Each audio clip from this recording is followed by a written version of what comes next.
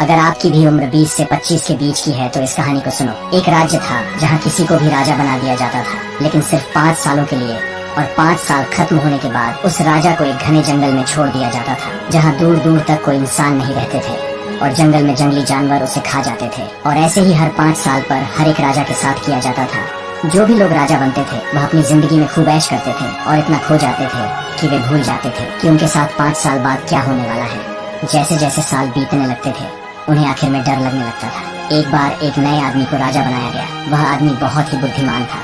उसने दूसरे राजाओं की तरह अपने 5 साल ऐशो आराम में नहीं बिताए। उसने घने जंगल को देखा कि वहाँ बहुत सारे कंकाल पड़े हुए थे जो उन्हीं पहले राजाओं के थे। उसने बाहर से कुछ मजदूरों को बुलाया और उस घने जंगल के पेड़ को कटवाने में लगा दिया और सारे जंगली जानवरों को पकड़वा कर उन्हें दूसरे जंगल में छुड़वा दिया। उसने 3 साल के अंदर उस घने जंगल को एक खुले मैदान जैसा बना दिया और बचे हुए 2 साल के अंदर उस जमीन पर गरीब लोगों को घर बनवा कर दी और अपने लिए एक महल भी बनवाया। जब उसके 5 साल पूरे हो गए तब राज्य के लोगों ने उसे उस घने जंगल में छोड़ दिया, जो कि अब एक राज्य बन गया था। वहाँ के लोगों ने फूलों से उसका स्वागत किया और उसने बाकी की जिंदगी आराम से गुजारी। सीख, ये जो हमारे 20 से 25 की एज होती है, हमें इसे मेहनत और स्किल्स को डेवलप करने में इन्वेस्ट करनी चाहिए। अगर आपने भी बाकी राजाओं की तरह ऐशो आराम में निकाल दिए तो आपको बहुत मुश्किलों का सामना करना पड़ेगा, क्योंकि यही वह एज होती है जो हमारे फ्यूचर को डिसाइड करती है।